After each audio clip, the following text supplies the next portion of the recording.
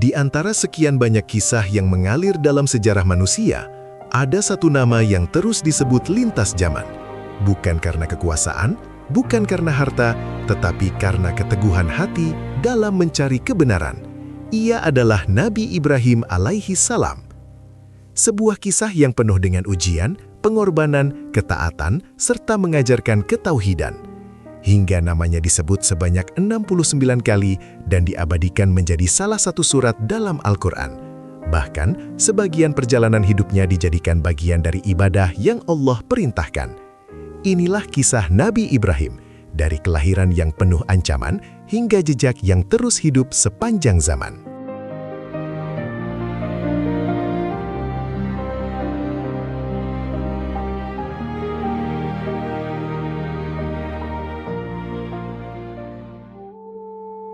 Pada suatu masa yang jauh sebelum peradaban besar berdiri kokoh seperti yang kita kenal hari ini, manusia telah hidup dengan keyakinan yang mereka warisi turun-temurun.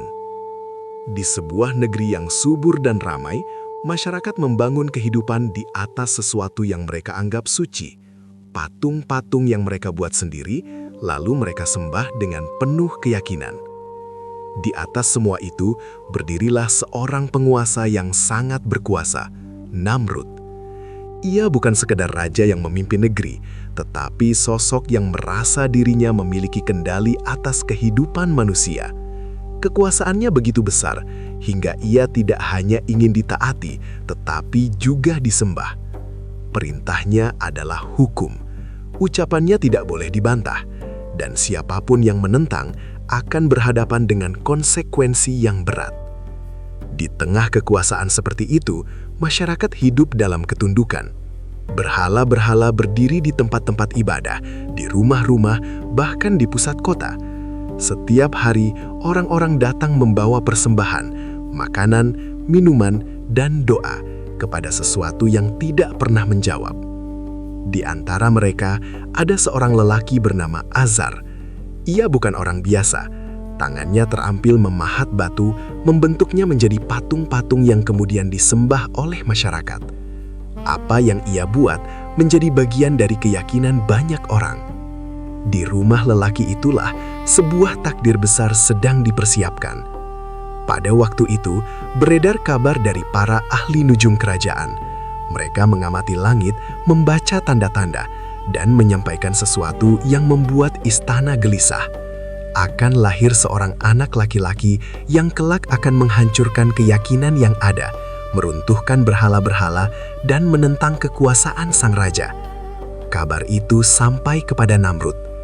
Ketakutan mulai tumbuh, bukan karena kelemahan, tetapi karena keinginan mempertahankan kekuasaan. Ia tidak ingin ada satu pun ancaman yang berkembang. Maka perintah pun dikeluarkan, keras dan tanpa belas kasihan. Setiap bayi laki-laki yang lahir pada tahun itu harus dibunuh. Tidak ada pengecualian. Kelahiran yang seharusnya menjadi kabar bahagia berubah menjadi sesuatu yang disembunyikan. Tangisan bayi menjadi sesuatu yang ditakuti. Para ibu menyembunyikan kehamilan mereka, menahan harap di balik rasa cemas yang terus menghantui. Di tengah situasi itu, seorang wanita bernama Umailah mengandung. Hari-harinya dipenuhi kewaspadaan. Ia tidak bisa menjalani kehamilan seperti wanita lain. Setiap gerakan harus hati-hati, setiap tanda kehidupan harus disembunyikan. Waktu terus berjalan, hingga saat yang tidak bisa ditunda lagi pun tiba. Ia harus melahirkan. Namun bukan di rumah, bukan di tempat yang aman, melainkan di tempat yang tersembunyi, jauh dari pengawasan pasukan kerajaan. Dalam beberapa riwayat, disebutkan bahwa ia pergi ke tempat terpencil, seperti gua atau celah yang jauh dari keramaian, agar tidak ada yang mengetahui. Di sanalah, dalam kesunyian yang dalam, Ibrahim lahir. Tidak ada sambutan, tidak ada perayaan, hanya napas yang tertahan dan doa yang dipanjatkan dalam diam. Seorang bayi kecil hadir ke dunia di tengah ancaman yang begitu nyata. Setelah kelahirannya, kehidupan tidak langsung menjadi tenang. Justru sebaliknya, masa-masa awal Ibrahim dipenuhi dengan kehati-hatian. Ia tidak dibesarkan secara terbuka seperti anak-anak lain. Ia dijaga dalam ketersembunyian. Ibunya datang secara diam-diam untuk menyusui dan merawatnya, memastikan ia tetap hidup tanpa menarik perhatian siapapun. Setiap langkah penuh resiko. Setiap hari adalah perjuangan agar bayi itu tetap selamat. Di luar sana, perintah raja masih berlaku. Tentara masih berpatroli, dan ancaman itu tidak pernah benar-benar hilang. Namun di balik semua itu, Ada sesuatu yang tidak terlihat oleh manusia. Perlindungan. Sejak awal kehidupannya, Ibrahim berada dalam penjagaan yang tidak bisa dijelaskan oleh kekuatan manusia. Di saat banyak bayi lain tidak selamat, ia justru tumbuh, pelan, tenang, dan terjaga. Seakan ada rencana yang jauh lebih besar daripada apa yang bisa dipahami oleh orang-orang pada masa itu. Allah mengisyaratkan tentang persiapan ini dalam Al-Quran. Dan sungguh, kami telah menganugerahkan kepada Ibrahim petunjuk sebelumnya, dan kami maha mengetahui tentang dirinya. Kelahiran Ibrahim bukan sekedar peristiwa biasa. Ia lahir di tengah ancaman, tumbuh dalam ketersembunyian, dan dijaga dalam keadaan yang tidak mudah. Namun justru dari awal yang seperti itulah, perjalanan besar itu dimulai. Sebuah perjalanan yang kelak akan mengguncang keyakinan manusia, menantang kekuasaan yang sombong, dan mengubah arah sejarah selamanya.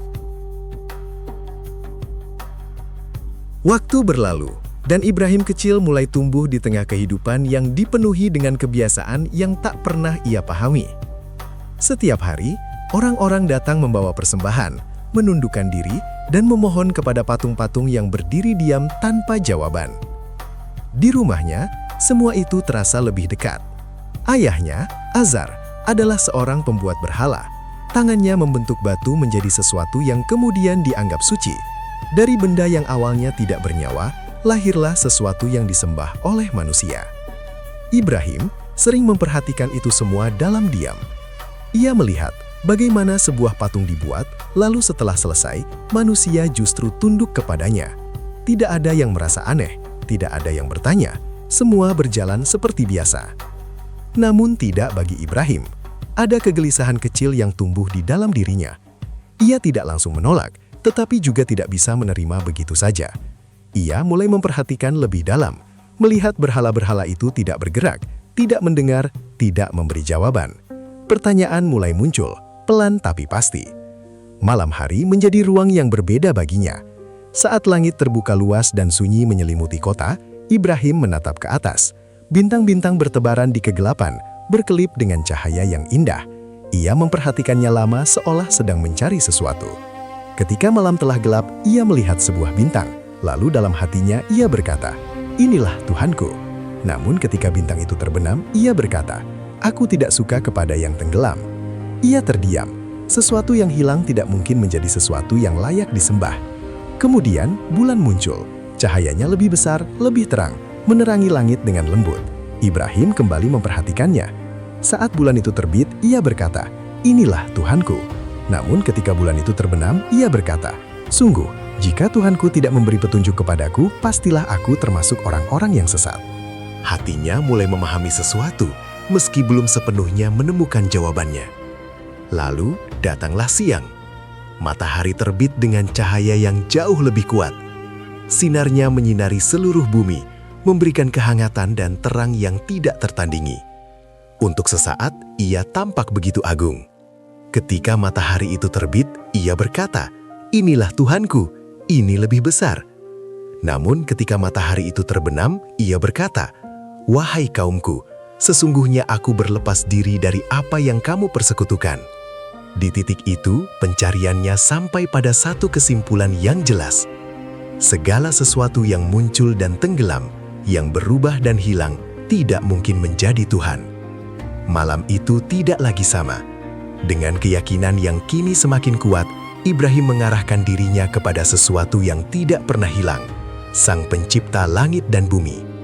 Ia berkata, "Sesungguhnya aku menghadapkan wajahku kepada Tuhan yang menciptakan langit dan bumi dengan lurus, dan aku bukan termasuk orang-orang yang mempersekutukannya." Di usia yang masih muda, Di tengah dunia yang tidak mempertanyakan apapun, Ibrahim justru menemukan kebenaran dengan caranya sendiri. Ia tidak mengikuti arus. Ia tidak sekadar menerima. Ia melihat, berpikir, lalu memilih. Dan dari sanalah perjalanan besar itu benar-benar dimulai. Setelah keyakinan itu tumbuh kuat dalam dirinya, Ibrahim tidak lagi hanya menyimpannya dalam diam. Apa yang ia lihat, apa yang ia pahami, dan apa yang ia yakini, semuanya mulai ia sampaikan. Namun langkah pertamanya tidak menuju keramaian. Ia memulainya dari tempat yang paling dekat, rumahnya sendiri. Di sanalah ayahnya, Azar, menjalani hari-harinya sebagai pembuat berhala. Tangan yang terampil itu membentuk batu menjadi patung, lalu patung itu berpindah dari bengkel sederhana menjadi sesuatu yang disembah oleh banyak orang.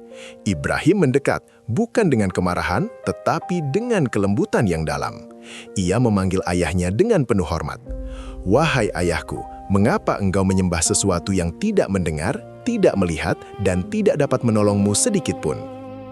Pertanyaannya sederhana, tetapi langsung menyentuh inti dari keyakinan yang selama ini dijalani. Ia tidak berhenti di situ. Dengan suara yang tetap tenang, ia melanjutkan. "Wahai ayahku, sesungguhnya telah datang kepadaku ilmu yang tidak datang kepadamu, maka ikutilah aku. Niscaya aku akan menunjukkan kepadamu jalan yang lurus." Tidak ada nada merendahkan, tidak ada kesombongan, hanya ajakan yang jujur dari seorang anak kepada ayahnya. Ibrahim mencoba membuka jalan, satu kalimat demi satu kalimat. "Wahai ayahku, janganlah engkau menyembah setan. Sesungguhnya setan itu durhaka kepada Tuhan yang Maha Pengasih. Wahai ayahku, sesungguhnya aku khawatir engkau akan ditimpa azab dari Tuhan yang Maha Pengasih, sehingga engkau menjadi teman bagi setan." Setiap kalimatnya diawali dengan panggilan yang sama. "Wahai ayahku," bukan sekadar kata, tetapi menunjukkan kedekatan, harapan, dan rasa hormat yang tidak berubah. Namun jawaban yang datang tidak seperti yang ia harapkan. Azar memandangnya dengan keras. Apa yang ia dengar bukan dianggap sebagai kebenaran, tetapi sebagai ancaman terhadap keyakinan yang telah ia jalani seumur hidup. Ia menjawab dengan tegas. "Apakah engkau membenci Tuhan-Tuhanku, wahai Ibrahim? Jika engkau tidak berhenti, niscaya engkau akan kurajam. Tinggalkanlah aku untuk waktu yang lama." Kata-kata itu jatuh dengan berat. Bukan hanya penolakan, tetapi juga ancaman dari seorang ayah kepada anaknya sendiri. Suasana menjadi sunyi. Namun Ibrahim tidak membalas dengan kemarahan. Ia tidak mengangkat suara, tidak pula memperpanjang perdebatan. Ia tetap berdiri dengan ketenangan yang sama. Dengan lembut, ia menjawab, "Semoga keselamatan dilimpahkan kepadamu. Aku akan memohonkan ampun untukmu kepada Tuhanku. Sesungguhnya Dia sangat baik kepadaku. Tidak ada luka yang dilampiaskan, tidak ada kata yang menyakitkan. Bahkan di tengah penolakan, ia tetap memilih untuk menjaga adab dan kelembutan." Percakapan itu berakhir tanpa perubahan pada diri ayahnya. Namun bagi Ibrahim, satu langkah telah diambil. Ia telah menyampaikan kebenaran kepada orang yang paling dekat dengannya.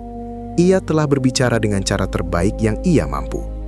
Dan dari rumah itulah, ia mulai memahami bahwa jalan yang ia pilih bukanlah jalan yang mudah, bahkan ketika harus berhadapan dengan orang yang paling ia cintai. Apa yang dimulai dari rumah, perlahan meluas keluar. Setelah berbicara kepada ayahnya, Ibrahim tidak berhenti. Ia mulai menyampaikan hal yang sama kepada orang-orang di sekitarnya. Kata-katanya sederhana, namun berbeda dari apa yang biasa mereka dengar. Ia tidak mengajak mereka mengikuti tradisi, tetapi mengajak mereka berpikir. Ia berkata kepada kaumnya, "Apakah patung-patung ini yang kamu tekuni untuk menyembahnya?" Pertanyaan itu terdengar asing di telinga mereka. Bagi mereka, berhala bukan sekedar benda. Ia adalah warisan, bagian dari identitas, sesuatu yang telah dilakukan oleh generasi sebelum mereka. Mereka pun menjawab dengan keyakinan yang sama sekali tidak goyah. "Kami mendapati nenek moyang kami menyembahnya." Jawaban itu tidak lahir dari pemikiran, tetapi dari kebiasaan yang sudah mengakar. Ibrahim tidak langsung membantah dengan keras. Ia hanya mengarahkan mereka untuk melihat lebih dalam. "Sungguh, kamu dan nenek moyangmu berada dalam kesesatan yang nyata." Kata-kata itu mulai terasa berbeda. Suasana berubah. Orang-orang mulai saling memandang. Apa yang awalnya dianggap sebagai percakapan biasa, kini mulai terasa seperti sesuatu yang menantang keyakinan mereka. Sebagian dari mereka mulai ragu, bukan pada keyakinan mereka, tetapi pada ucapan Ibrahim. Mereka tidak terbiasa mendengar seseorang berbicara seperti itu. Dengan nada setengah mempertanyakan, mereka berkata, "Apakah engkau datang kepada kami dengan sungguh-sungguh, ataukah engkau hanya bermain-main?" Ibrahim menjawab tanpa ragu, "Sebenarnya, Tuhan kamu adalah Tuhan langit dan bumi yang telah menciptakannya, dan aku termasuk orang yang bersaksi atas itu." Jawaban itu tidak lagi berupa pertanyaan, itu adalah pernyataan yang jelas. Ia tidak sekedar mengkritik, tetapi menunjukkan arah. Namun bagi kaumnya, apa yang ia sampaikan bukan sesuatu yang mudah diterima. Mereka tidak melihatnya sebagai kebenaran, tetapi sebagai ancaman terhadap apa yang mereka yakini. Penolakan mulai terasa lebih nyata, bukan hanya dari ayahnya, tetapi dari seluruh lingkungan di sekitarnya. Ibrahim kini berdiri di tengah masyarakat yang tidak hanya berbeda keyakinan, tetapi juga mulai menutup diri dari apa yang ia sampaikan. Kata-katanya tidak lagi dianggap sebagai ajakan, melainkan sebagai sesuatu yang harus dihentikan. Di tengah semua itu, Ibrahim tetap berdiri. Tidak ada perubahan dalam cara ia berbicara, tidak ada ketakutan dalam sikapnya. Namun satu hal mulai menjadi jelas, jalan yang ia tempuh bukanlah jalan yang akan diikuti banyak orang. Penolakan yang datang tidak membuat Ibrahim berhenti. Kata-kata telah disampaikan, ajakan telah diberikan, namun kaumnya tetap bertahan pada keyakinan lama. Berhala-berhala itu masih berdiri, disembah, dan dijaga seolah memiliki kekuatan. Ibrahim melihat semua itu dengan jelas. Ia tahu, selama berhala-berhala itu tetap diagungkan, kaumnya tidak akan benar-benar berpikir. Mereka membutuhkan sesuatu yang mengguncang, sesuatu yang tidak bisa diabaikan begitu saja. Dan kesempatan itu pun datang. Suatu hari, kaumnya bersiap untuk menghadiri sebuah perayaan besar di luar kota. Orang-orang berbondong-bondong pergi, meninggalkan tempat ibadah mereka yang dipenuhi berhala. Kota menjadi sepi, dan untuk pertama kalinya, patung-patung itu berdiri tanpa penjaga. Sebelum mereka pergi, Ibrahim sempat mengatakan sesuatu. "Demi Allah, aku pasti akan melakukan sesuatu terhadap berhala-berhalamu setelah kamu pergi meninggalkannya." Ucapan itu tidak mereka anggap serius. Namun setelah kota benar-benar kosong, Ibrahim melangkah menuju tempat berhala-berhala itu disimpan. Ia masuk dengan tenang, memandang patung-patung yang selama ini diagungkan oleh kaumnya. Di hadapannya, berhala-berhala itu berdiri dalam diam. Ia mendekat, lalu berkata, "Mengapa kamu tidak makan? Mengapa kamu tidak menjawab?" Tidak ada jawaban, tidak ada gerakan, hanya keheningan yang menegaskan bahwa semua itu tidak memiliki apapun. Saat itulah, Ibrahim mengambil sebuah alat, lalu mulai menghancurkan berhala-berhala itu satu persatu. Patung-patung itu pecah, runtuh, tidak mampu mempertahankan dirinya sendiri. Hingga akhirnya, ia menyisakan satu, yang paling besar di antara mereka. Pada berhala terbesar itu, ia menggantungkan alat yang ia gunakan. Lalu dia menghancurkan berhala-berhala itu berkeping-keping, kecuali yang terbesar di antara mereka, agar mereka kembali kepadanya. Ketika kaumnya kembali, suasana langsung berubah. Mereka melihat kehancuran di hadapan mereka. Berhala-berhala yang mereka sembah telah hancur. Kemarahan muncul seketika. "Siapakah yang melakukan ini terhadap Tuhan-Tuhan kami? Sungguh, dia termasuk orang-orang yang zalim." Beberapa di antara mereka teringat pada seorang pemuda yang sering berbicara tentang berhala dengan cara yang berbeda. "Kami mendengar ada seorang pemuda yang mencela berhala-berhala ini. Namanya Ibrahim." Ibrahim pun dipanggil. Ia dibawa ke hadapan orang banyak. Semua mata tertuju padanya. "Apakah engkau yang melakukan ini terhadap Tuhan-Tuhan kami, wahai Ibrahim?" Ibrahim tidak menjawab dengan tergesa. Ia tetap tenang, lalu berkata, "Sebenarnya yang melakukannya adalah yang besar itu, maka tanyakanlah kepada mereka jika mereka dapat berbicara." Jawaban itu membuat mereka terdiam. Untuk sesaat, mereka saling memandang. Seakan ada sesuatu yang mulai mereka sadari, bahwa berhala-berhala itu memang tidak bisa berbicara, tidak bisa menjelaskan, bahkan tidak bisa membela diri.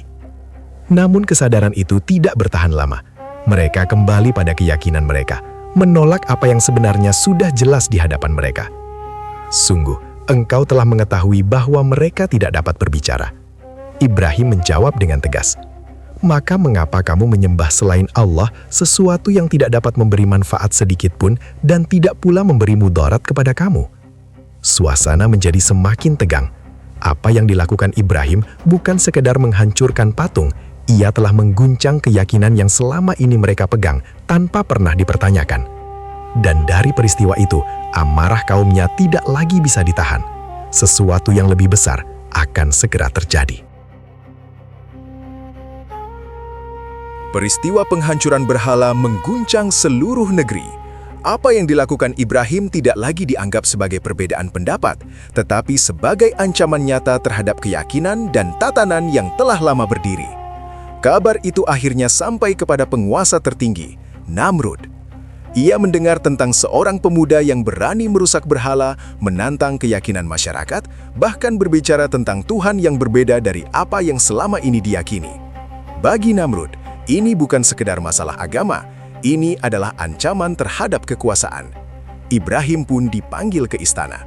Di hadapan singgasana yang megah, dengan para pembesar kerajaan di sekelilingnya, berdirilah seorang pemuda yang tidak membawa apapun selain keyakinan. Suasana terasa berat, namun Ibrahim tetap tenang. Namrud memulai percakapan itu dengan penuh keangkuhan.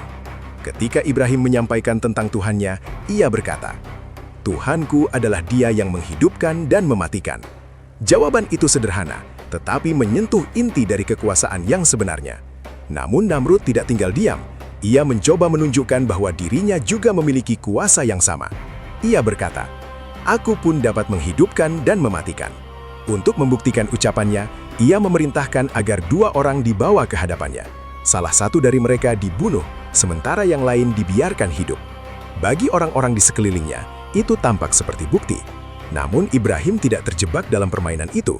Ia tidak memperpanjang perdebatan pada hal yang bisa dipelintir. Dengan tenang, ia mengalihkan pembicaraan kepada sesuatu yang tidak bisa dikendalikan oleh manusia. Ia berkata, "Sesungguhnya Allah menerbitkan matahari dari timur, maka terbitkanlah ia dari barat." Kata-kata itu jatuh dengan sunyi. Tidak ada jawaban, tidak ada sanggahan. Namrud terdiam. Untuk pertama kalinya, ia tidak memiliki sesuatu untuk dikatakan. Kekuasaan yang selama ini ia banggakan tidak mampu menjawab tantangan itu. Ia bisa memerintah manusia, tetapi tidak bisa mengatur langit. Maka terdiamlah orang kafir itu. Suasana istana berubah. Tidak ada yang berani berbicara. Apa yang terjadi di hadapan mereka bukan sekedar perdebatan, tetapi sesuatu yang memperlihatkan batas kekuasaan manusia. Namun, diamnya Namrud bukan berarti ia menerima. Di balik keheningan itu, ada kemarahan yang mulai tumbuh. Harga dirinya terusik, kekuasaannya dipertanyakan di hadapan banyak orang. Dan bagi seorang raja yang terbiasa menang, kekalahan seperti ini tidak akan dibiarkan begitu saja. Perdebatan itu bukan akhir, justru menjadi awal dari keputusan yang jauh lebih keras. Keputusan yang akan membawa Ibrahim menuju ujian berikutnya. Ujian yang tidak lagi berupa kata-kata, tetapi ancaman terhadap hidupnya sendiri. Keheningan di istana tidak bertahan lama. Apa yang terjadi dalam perdebatan itu tidak pernah benar-benar dilupakan. Bagi Namrud dan kaumnya, Ibrahim bukan lagi sekadar pemuda yang berbeda. Ia telah menjadi ancaman yang harus dihentikan. Keputusan pun diambil, bukan dengan kata-kata, tetapi dengan hukuman. Di tengah kemarahan yang meluap, mereka berkata, "Bakarlah dia dan bantulah Tuhan-Tuhan kamu jika kamu benar-benar hendak bertindak." Perintah itu segera dijalankan. Kayu mulai dikumpulkan dari berbagai penjuru. Orang-orang datang membawa apa saja yang bisa dibakar. Hari demi hari tumpukan itu semakin besar hingga menjadi seperti gunung yang menjulang. Api pun dinyalakan. Kobaran itu membesar dengan cepat. Panasnya terasa dari jarak yang jauh. Asapnya membumbung tinggi ke langit. Tidak ada seorang pun yang berani mendekat. api itu bukan sekadar alat hukuman. Ia menjadi simbol kemarahan, ketakutan, dan keinginan untuk menghentikan sesuatu yang tidak bisa mereka kendalikan. Karena begitu besarnya api, mereka tidak mampu melemparkan Ibrahim dengan tangan. Maka dibuatlah sebuah alat pelontar agar tubuhnya bisa dilemparkan dari kejauhan ke dalam kobaran yang menyala. Di tengah semua itu, Ibrahim dibawa menuju tempat tersebut. Tidak ada perlawanan, tidak ada teriakan. Ia berjalan dengan tenang, seakan apa yang ada di hadapannya bukanlah sesuatu yang menakutkan. Orang-orang berkumpul menyaksikan. Mereka menunggu satu hal, akhir dari seseorang yang telah berani menentang mereka. Namun di balik semua itu, ada sesuatu yang tidak mereka lihat. Sebuah keyakinan yang tidak tergoyahkan. Ketika Ibrahim berada di titik itu, di antara hidup dan kematian, ia tidak bergantung pada siapapun selain Tuhannya. Tidak ada yang bisa menolongnya, tidak ada yang bisa menyelamatkannya selain Allah. Riwayat menyebutkan bahwa dalam keadaan itu, ia menyerahkan sepenuhnya urusannya kepada Allah. Saat semuanya telah siap, alat itu pun digunakan. Ibrahim dilemparkan. Tubuhnya melayang menuju kobaran api yang begitu besar, disaksikan oleh banyak mata yang menunggu kehancuran. Semua mengira ini adalah akhir, namun yang akan terjadi jauh dari apa yang mereka bayangkan. Ibrahim jatuh ke dalam kobaran itu.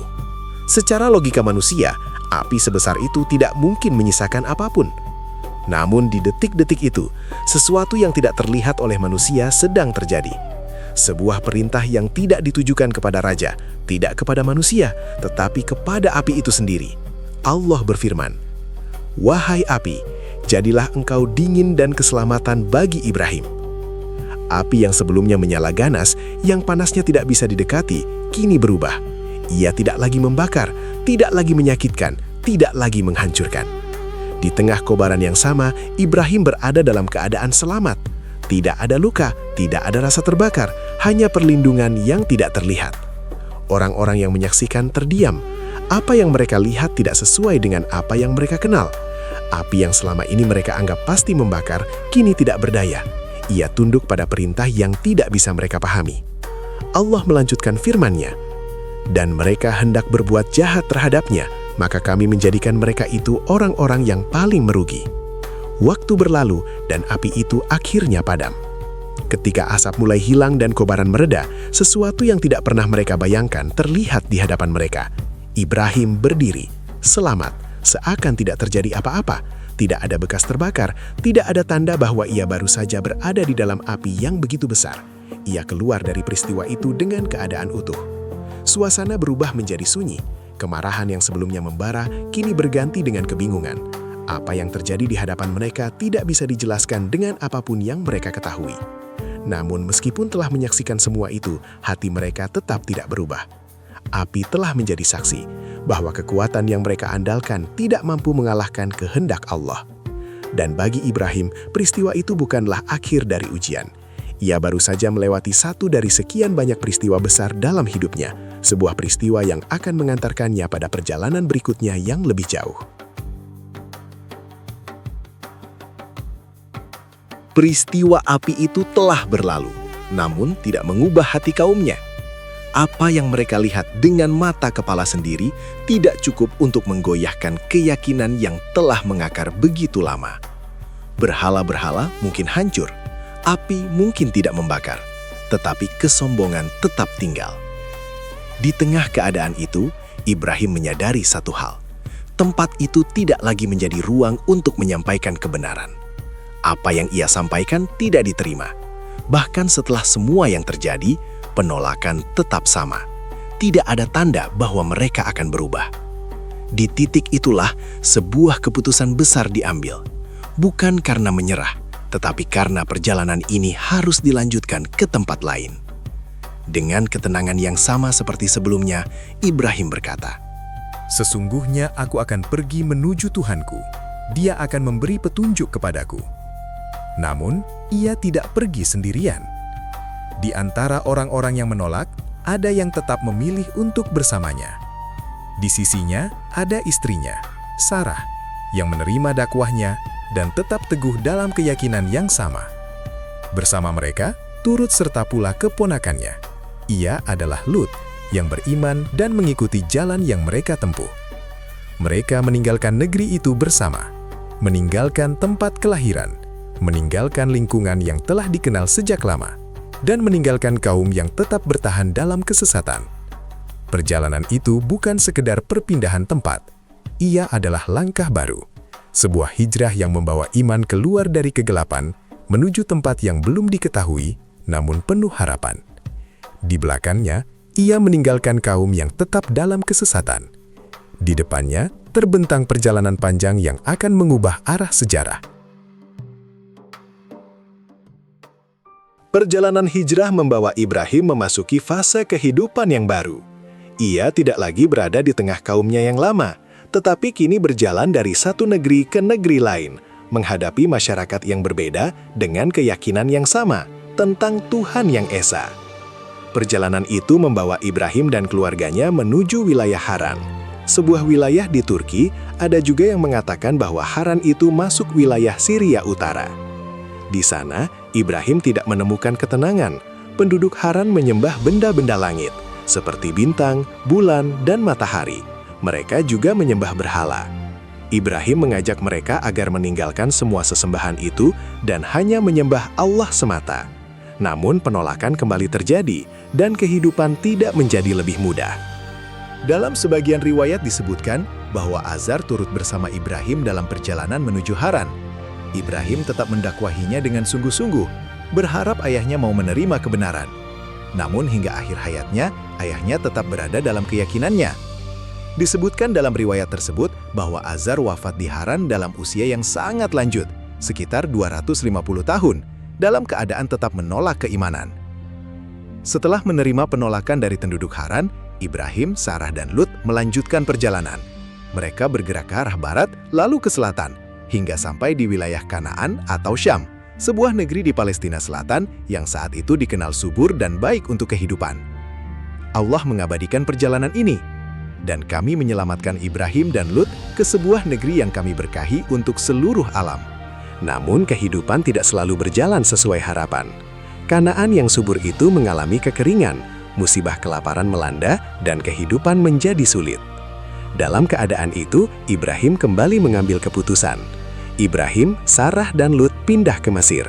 Namun, Lut meneruskan perjalanannya ke Sodom, sekitar Ordon, yang sekarang dikenal sebagai Yordania.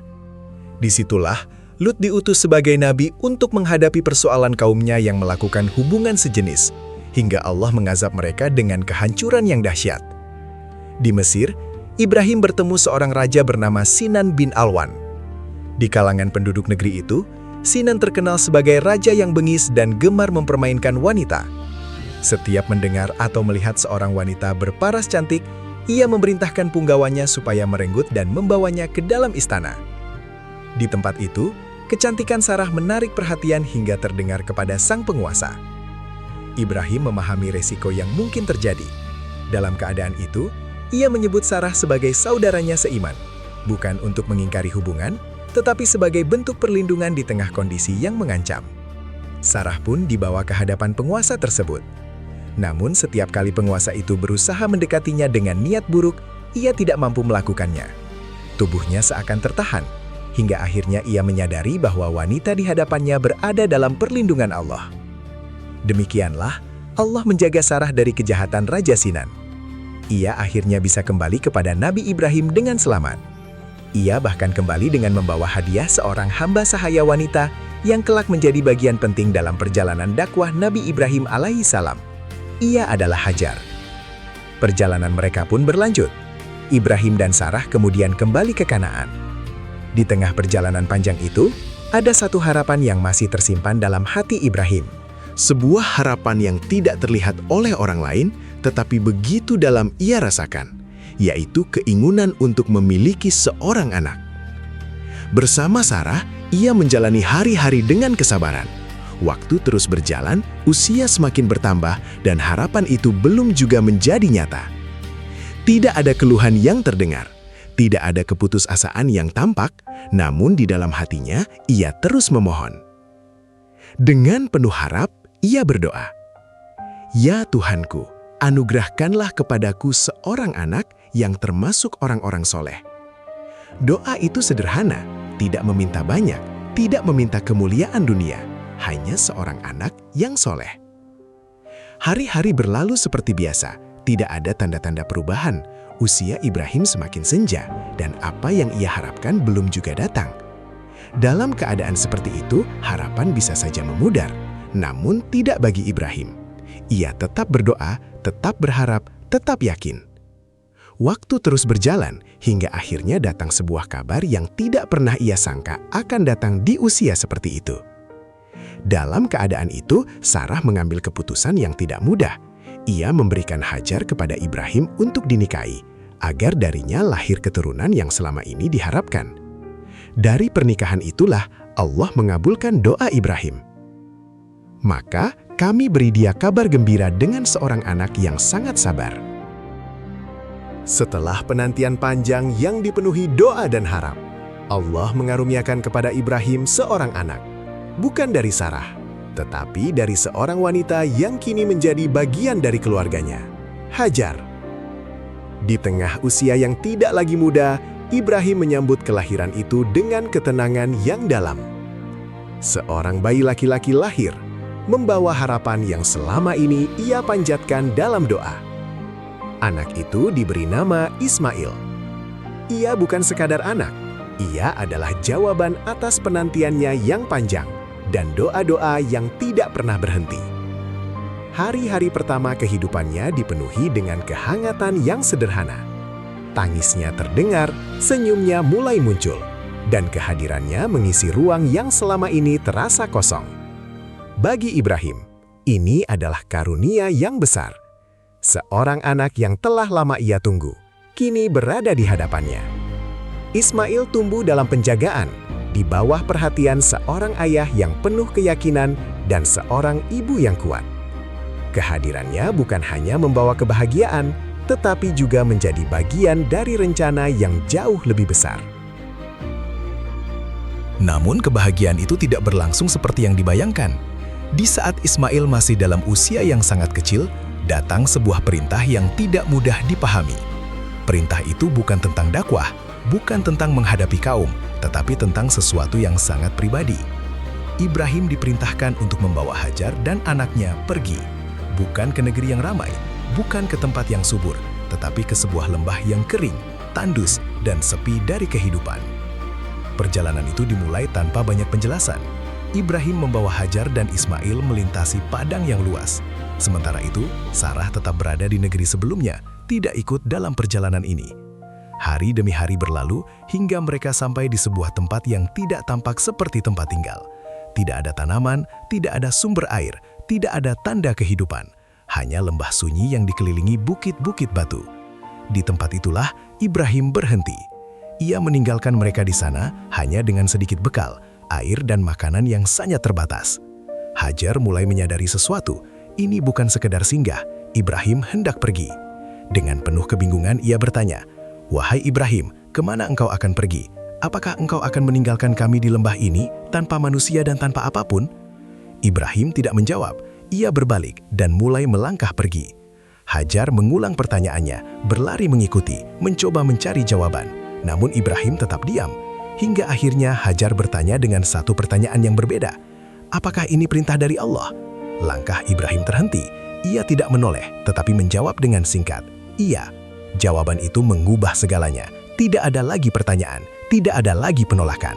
Dengan keyakinan yang dalam, Hajar berkata, "Kalau begitu, Allah tidak akan menyia-nyiakan kami." Ibrahim melanjutkan langkahnya. Ia berjalan menjauh, meninggalkan istri dan anaknya di lembah yang sunyi itu. Namun, ketika telah berada di kejauhan, ia berhenti, lalu mengangkat tangannya dan berdoa, "Ya Tuhan kami, sesungguhnya aku telah menempatkan sebagian keturunanku di lembah yang tidak mempunyai tanaman di dekat rumah-Mu yang dihormati. Ya Tuhan kami, demikian itu kami lakukan agar mereka melaksanakan sholat. Maka jadikanlah hati sebagian manusia cenderung kepada mereka, dan anugerahilah mereka rezeki dari buah-buahan. Mudah-mudahan mereka bersyukur." Doa itu dipanjatkan dengan penuh harap. Ia tidak meninggalkan mereka tanpa arah. Ia menitipkan mereka kepada Allah. Di lembah yang sunyi itu, Hajar dan Ismail, hanya mereka berdua di sana. Tidak ada manusia lain, tidak ada sumber kehidupan yang terlihat. Namun di balik semua itu, sebuah peristiwa besar sedang menunggu. Sesuatu yang akan mengubah lembah sunyi itu menjadi tempat yang dikenal oleh seluruh dunia. Hari demi hari berlalu, hingga bekal yang ditinggalkan habis. Air telah tiada. Ismail mulai menangis. Tangisnya semakin kuat, tubuh kecilnya mulai kehausan. Hajar tidak mampu melihat itu tanpa berbuat sesuatu. Ia bangkit. Dengan harapan menemukan pertolongan, ia berlari menuju Bukit Safa. Ia berdiri di atasnya, memandang ke segala arah. Tidak ada siapapun. Ia turun, lalu berlari menuju Marwah. Masih tidak ada. Ia terus berlari. Dari Safa ke Marwah, dari Marwah ke Safa. 1 kali, 2 kali, hingga 7 kali. Peristiwa ini kemudian diabadikan dalam syariat haji dan umroh, sebagaimana disebutkan dalam firman Allah. Sesungguhnya Safa dan Marwah adalah sebagian dari syiar Allah. Di tengah kelelahan itu, pertolongan datang dari arah yang tidak disangka. Dalam hadis riwayat Sahih Bukhari, Rasulullah Shallallahu Alaihi Wasallam menceritakan bahwa Hajar mendengar suara. Ia berkata, "Siapa di sana?" Lalu tampak malaikat. Disebutkan bahwa malaikat yang datang adalah malaikat Jibril. Ia menghentakkan tanah di dekat Ismail dengan sayapnya atau tumitnya. Tiba-tiba, air memancar dari tanah. Air itu keluar di tempat yang sebelumnya kering, mengalir, terus keluar tidak berhenti. Hajar bergegas mendekat. Ia menahan air itu dengan tangannya agar tidak menyebar, sambil berkata, "Zam-zam, zam-zam," yang berarti berkumpul, berkumpul. Dalam riwayat yang sama, Rasulullah Shallallahu Alaihi Wasallam bersabda, "Semoga Allah merahmati ibu Ismail. Seandainya ia tidak menahan air Zam-zam, niscaya ia akan menjadi mata air yang terus mengalir." Air itu tidak berhenti. Ia menjadi sumber kehidupan di tengah lembah yang mati. Inilah yang kemudian dikenal sebagai air Zam-zam. Sejak saat itu, lembah yang sunyi mulai berubah. Burung-burung terlihat berputar di langit, tanda adanya air. Beberapa kabilah yang melintas pun menyadarinya. Mereka datang mendekat, lalu meminta izin kepada Hajar untuk tinggal di sekitar sumber air tersebut. Dan dari situlah, kehidupan mulai tumbuh di tempat yang sebelumnya tidak memiliki apapun. Zam-zam bukan sekadar air. Ia hadir setelah usaha, setelah kelelahan, setelah harapan hampir hilang. Dan dari mata air itu, sebuah sejarah besar mulai mengalir. Waktu berlalu. Lembah yang dulu sunyi, kini mulai hidup. Ismail tumbuh menjadi seorang anak yang kuat, terbiasa dengan kehidupan yang sederhana, dan mulai mampu berjalan serta membantu ayahnya. Hari-hari mereka berjalan tenang. Namun di balik ketenangan itu, sebuah ujian besar sedang menunggu. Suatu malam, Ibrahim melihat sesuatu dalam tidurnya. Bukan sekedar mimpi biasa, ia melihat dirinya menyembelih anaknya sendiri. Mimpi itu datang, lalu berulang. Dan bagi seorang nabi, mimpi seperti itu bukanlah bunga tidur. Ia adalah wahyu, sebuah perintah yang harus dijalankan. Ibrahim memahami maknanya. Ia mendatangi Ismail dan mengajaknya berbicara, bukan dengan paksaan, tetapi dengan keterbukaan. Ia berkata, "Wahai anakku, sesungguhnya aku melihat dalam mimpi bahwa aku menyembelihmu. Maka pikirkanlah bagaimana pendapatmu." Kalimat itu bukan sekedar pemberitahuan, itu adalah ajakan untuk memahami. Ismail mendengarnya. Tidak ada penolakan, tidak ada ketakutan yang ditunjukkan. Ia menjawab dengan ketenangan yang tidak biasa untuk seorang anak seusianya. "Wahai ayahku, lakukanlah apa yang diperintahkan kepadamu. Insya Allah, engkau akan mendapatiku termasuk orang-orang yang sabar." Jawaban itu menegaskan sesuatu, bahwa ujian ini tidak hanya ditujukan kepada Ibrahim, tetapi juga kepada Ismail.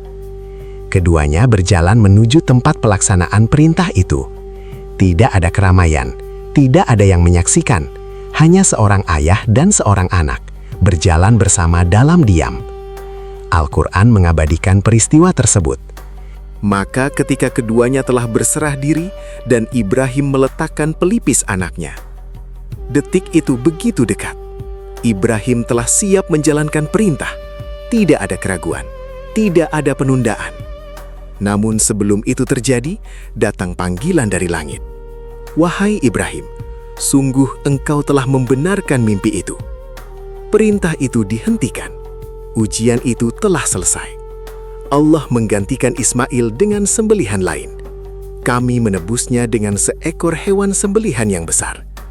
Ismail selamat, bukan karena perintah itu dibatalkan, tetapi karena keduanya telah menjalankan apa yang diperintahkan hingga titik tertinggi. Peristiwa itu menjadi bagian dari sejarah yang tidak pernah dilupakan. Bukan tentang penyembelihan, tetapi tentang ketaatan yang tidak menyisakan keraguan. Dan dari peristiwa itu, lahirlah sebuah ibadah yang terus hidup hingga hari ini. Ibadah kurban yang dijalankan oleh umat Islam sebagai bagian dari ketaatan yang diwariskan sepanjang zaman. Waktu telah berlalu. Ismail kini telah tumbuh dewasa. Ia bukan lagi bayi yang dahulu ditinggalkan di lembah tandus, tetapi telah menjadi pemuda yang kuat, siap mendampingi ayahnya dalam tugas besar. Pada suatu waktu, Ibrahim datang kembali ke Mekah. Namun kali ini, kedatangannya membawa sebuah perintah. Bukan untuk berpisah, bukan untuk diuji dengan kehilangan, tetapi untuk membangun. Dalam sebuah riwayat dari Ibnu Abbas, diceritakan bahwa Ibrahim berkata, "Wahai Ismail, sesungguhnya Allah memerintahkan sesuatu kepadaku." Ismail menjawab tanpa ragu, "Kerjakanlah apa yang diperintahkan Tuhanmu." Ibrahim kembali berkata, "Apakah engkau akan membantuku?" Ismail menjawab, "Aku akan membantumu." Lalu Ibrahim berkata, "Sesungguhnya Allah telah memerintahkanku untuk membangun sebuah rumah di sini." Ia menunjuk ke sebuah tempat di lembah itu. Di sanalah mereka mulai. Mereka menggali pondasi, mengangkat batu, dan menyusunnya satu persatu. Ismail mengumpulkan batu dan memikulnya di atas pundaknya, sementara Ibrahim menyusun dan meninggikan bangunan itu. Allah mengabadikan momen itu dalam firman-Nya. Dan ingatlah ketika Ibrahim meninggikan dasar-dasar Baitullah bersama Ismail. Ketika bangunan mulai tinggi, Ibrahim kesulitan menjangkau bagian atas. Ismail pun membawa sebuah batu, lalu meletakkannya di bawah kaki ayahnya. Batu itu menjadi pijakan. Di atasnya Ibrahim berdiri, menyusun batu demi batu, hingga bangunan itu semakin tinggi. Batu inilah yang kemudian dikenal sebagai Makom Ibrahim, tempat berdirinya Ibrahim saat membangun Ka'bah. Hari demi hari mereka bekerja. Di bawah terik matahari, di tengah lembah yang panas, keduanya terus membangun tanpa henti. Namun di setiap langkah itu, lisan mereka tidak pernah berhenti berdoa. "Ya Tuhan kami, terimalah dari kami. Sesungguhnya Engkaulah yang maha mendengar lagi maha mengetahui." Tidak ada rasa bangga. Yang ada justru rasa takut.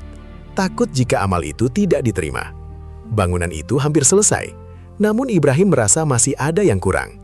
Ia menginginkan sebuah tanda, penanda awal dan akhir tawaf di rumah tersebut. Ia meminta Ismail untuk mencarikan batu. Ismail pun pergi mencarinya.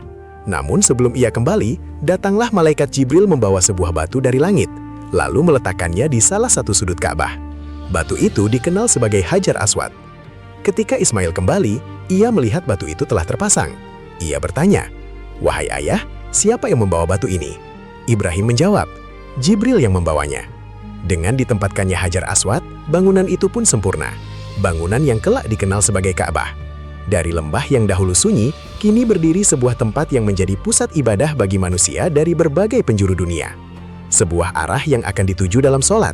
Sebuah tempat yang akan didatangi dalam ibadah haji. Dan dari sanalah, jejak tauhid itu ditegakkan. Bukan hanya untuk satu generasi, tetapi untuk seluruh manusia hingga akhir zaman. Setelah Ka'bah berdiri, setelah batu demi batu tersusun menjadi sebuah rumah yang agung, Ibrahim tidak berhenti pada apa yang terlihat. Di lembah yang dulu sunyi, kini telah berdiri Baitullah, rumah Allah. Namun Ibrahim tahu, bangunan itu bukan tujuan akhir. Yang jauh lebih penting adalah apa yang akan tumbuh di sekitarnya. Iman, kehidupan, dan generasi yang akan datang. Ia pun berdoa, "Ya Tuhanku, jadikanlah negeri ini negeri yang aman, dan jauhkanlah aku beserta anak cucuku dari menyembah berhala." Doa itu lahir dari pengalaman panjang. Ia pernah hidup di tengah kaum penyembah berhala. Ia tahu bagaimana kesesatan itu bisa menguasai manusia. Maka yang ia minta bukan hanya keselamatan untuk dirinya, tetapi juga untuk keturunannya. Kemudian ia kembali berdoa, "Ya Tuhanku, jadikanlah aku dan anak cucuku orang-orang yang tetap mendirikan sholat." Permintaannya sederhana, tetapi mendalam. Bukan kekuasaan, bukan kejayaan dunia, tetapi sholat, hubungan antara manusia dan Tuhannya. Ia melanjutkan dengan harapan yang penuh, "Ya Tuhan kami, perkenankanlah doaku." Dan di akhir doanya, ia tidak melupakan sesuatu yang pernah menjadi bagian dari hidupnya. "Ya Tuhan kami, ampunilah aku, kedua orang tuaku, dan orang-orang beriman pada hari terjadinya hisab." Di tengah semua permintaan itu, terselip harapan akan ampunan. Doa-doa itu tidak hanya dipanjatkan untuk masa itu saja, ia melampaui waktu. Apa yang diminta Ibrahim, keamanan, rezeki, hati manusia yang datang, dan keturunan yang menjaga sholat, semuanya terus terlihat hingga hari ini. Lembah itu kini menjadi pusat dunia. Manusia datang dari berbagai penjuru, rezeki mengalir dari segala arah, dan sholat ditegakkan tanpa henti. Doa itu tidak berhenti di langit. Ia terus hidup bersama setiap langkah manusia yang menuju rumah Allah. Perjalanan panjang itu telah dilalui. Dari masa kecil yang penuh pencarian, menghadapi penolakan kaumnya, dibakar hidup-hidup, meninggalkan keluarga di lembah tandus, hingga menjalani ujian yang begitu berat terhadap anaknya sendiri. Semuanya dijalani oleh Ibrahim dengan satu hal yang tidak pernah berubah, ketaatan. Ia tidak hanya beriman, ia menyerahkan dirinya sepenuhnya. Setiap perintah dijalankan, setiap ujian diterima, tanpa ragu, tanpa syarat. Dan dari perjalanan itulah, datang sebuah kedudukan yang tidak diberikan kepada sembarang manusia. Allah berfirman, "Dan Allah telah menjadikan Ibrahim sebagai Khalil." Gelar itu bukan sekedar sebutan. Khalilullah berarti seseorang yang dicintai dengan kedekatan yang sangat dalam. Bukan hanya dicintai, tetapi dipilih, didekatkan, dan dimuliakan dengan hubungan yang istimewa. Gelar ini lahir bukan dalam satu peristiwa. Ia adalah hasil dari seluruh perjalanan. Allah juga menegaskan bagaimana Ibrahim telah melewati berbagai ujian. Dan ingatlah, ketika Ibrahim diuji Tuhannya dengan beberapa kalimat, perintah dan larangan, lalu dia menunaikannya. Ia tidak gagal, ia menunaikan semuanya. Dari situlah kedudukannya diangkat. Namun di balik kemuliaan itu, Ibrahim tetap sama. Tidak ada kesombongan, tidak ada perubahan sikap. Ia tetap berdoa, tetap berharap, dan tetap merasa membutuhkan rahmat Allah. Gelar Khalilullah bukan akhir dari kisahnya. Ia adalah pengakuan atas perjalanan yang telah ia tempuh. Perjalanan yang dipenuhi ujian, pengorbanan, dan ketaatan tanpa batas. Dan dari gelar itu, nama Ibrahim tidak hanya dikenal sebagai seorang nabi, tetapi sebagai sosok yang dicintai oleh Allah dengan cinta yang begitu dekat. Usia terus berjalan. Perjalanan panjang yang dilalui Ibrahim kini mendekati akhir. Ujian demi ujian telah ia lalui, dan amanah demi amanah telah ia tunaikan. Namun ada satu hal yang tidak ia tinggalkan begitu saja, keturunan. Di antara karunia besar dalam hidupnya adalah kelahiran anak kedua, Ishak. Kabar tentang Ishak datang dengan cara yang tidak biasa. Saat itu, para malaikat datang menemui Ibrahim dalam rupa manusia. Mereka membawa kabar gembira bahwa ia akan memiliki seorang anak lagi meskipun usianya telah sangat lanjut dan istrinya, Sarah, telah lama tidak memiliki harapan untuk itu. Mendengar kabar itu, Sarah terkejut. "Sungguh mengherankan, apakah aku akan melahirkan padahal aku sudah tua dan suamiku ini juga sudah tua? Sungguh, ini benar-benar sesuatu yang sangat menakjubkan." Namun kabar itu adalah ketetapan. Allah berfirman melalui para malaikat, "Demikianlah Tuhanmu berfirman, sesungguhnya Dia maha bijaksana lagi maha mengetahui." Maka lahirlah Ishak, seorang anak yang datang bukan hanya sebagai kebahagiaan, tetapi juga sebagai tanda bahwa tidak ada yang mustahil bagi Allah. Allah juga menyebut kabar ini dalam ayat lain. "Maka kami beri dia kabar gembira dengan kelahiran Ishak, seorang nabi yang termasuk orang-orang soleh." Kini Ibrahim memiliki 2 anak, Ismail dan Ishak, 2 garis keturunan yang kelak melahirkan banyak nabi. Namun bagi Ibrahim, yang terpenting bukan sekedar memiliki keturunan, melainkan apa yang diwariskan kepada mereka. Ia memanggil anak-anaknya. Dengan penuh kesadaran, ia menyampaikan sesuatu yang menjadi inti dari seluruh hidupnya, tauhid. Allah mengabadikan momen itu. Dan Ibrahim mewasiatkan kepada anak-anaknya, demikian pula Yakub.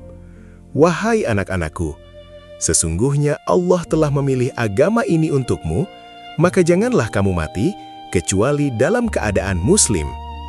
Wasiat itu sederhana, namun sangat dalam. Ia tidak berbicara tentang dunia, tidak pula tentang kekuasaan. Ia hanya berpesan agar mereka tetap berada dalam keimanan hingga akhir hayat. Dan wasiat itu tidak berhenti pada satu generasi. Ia terus hidup. Kami akan menyembah Tuhanmu dan Tuhan nenek moyangmu, Ibrahim, Ismail, dan Ishak. Dari Ibrahim ke anak-anaknya, lalu ke generasi setelahnya.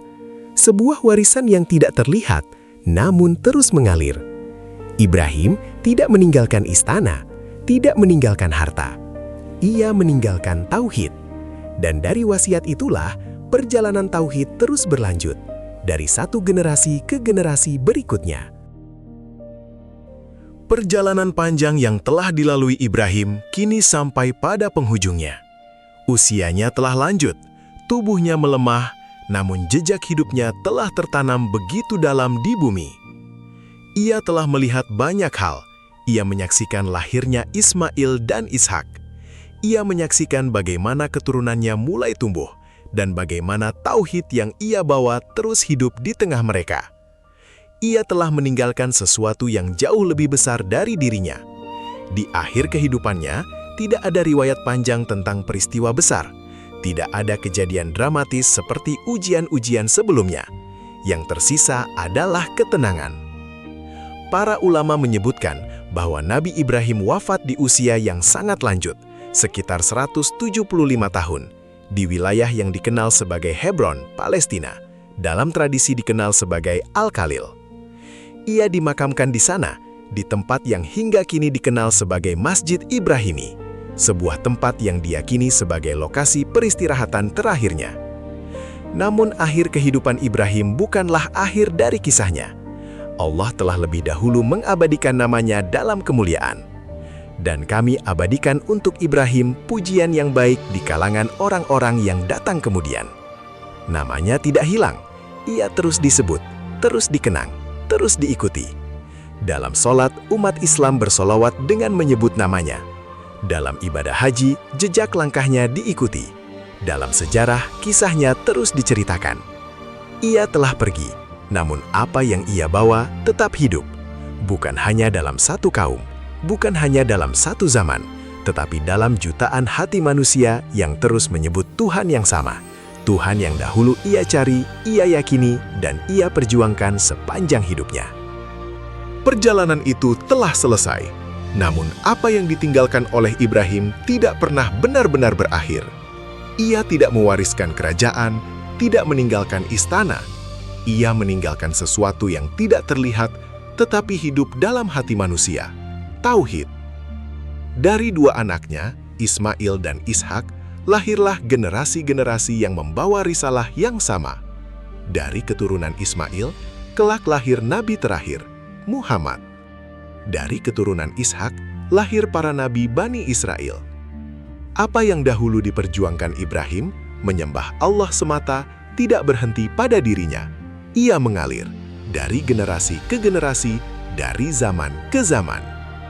Allah menegaskan bahwa Ibrahim adalah teladan yang harus diikuti. Sungguh, telah ada suri teladan yang baik bagimu pada Ibrahim dan orang-orang yang bersama dengannya. Dalam surat lain disebutkan, sesungguhnya Ibrahim adalah seorang imam yang dapat dijadikan teladan, patuh kepada Allah dan hanif, dan dia bukanlah termasuk orang-orang musyrik. Jejaknya tidak hanya ada dalam cerita, ia hidup dalam ibadah. Setiap hari, jutaan manusia menghadap ke Ka'bah, rumah yang ia bangun bersama Ismail. Dalam haji dan umroh, manusia berjalan antara Safa dan Marwah mengikuti jejak keluarganya. Mereka minum dari air Zam-Zam yang muncul dari perjuangan Hajar. Dalam sholat, umat Islam bersholawat, menyebut namanya bersama Nabi Muhammad Sallallahu Alaihi Wasallam. Ya Allah, limpahkanlah sholawat kepada Muhammad dan kepada keluarga Muhammad, sebagaimana Engkau telah melimpahkan sholawat kepada Ibrahim. Namanya terus disebut, bukan hanya sebagai sejarah, tetapi sebagai bagian dari ibadah. Dalam Al-Quran, Nabi Ibrahim disebut sebanyak 69 kali, menjadi salah satu nabi yang paling sering disebut setelah Nabi Musa alaihissalam. Bahkan, namanya diabadikan menjadi nama salah satu surat dalam Al-Quran. Dan apa yang ia bangun bukan hanya sebuah rumah di tengah lembah. Ia membangun fondasi keyakinan, fondasi ketundukan kepada Allah, yang tetap berdiri meskipun zaman terus berubah. Dunia berganti, generasi silih berganti. Namun satu hal tetap sama, seruan tauhid itu masih terdengar. Seruan yang dahulu diucapkan oleh Ibrahim, kini hidup dalam jutaan manusia di seluruh penjuru dunia. Semoga kita semua dapat mengambil teladan dari keteguhan iman Nabi Ibrahim, menjaga tauhid dalam setiap langkah, dan termasuk hamba yang senantiasa taat hingga akhir hayat. Wallahu a'lam bishawab.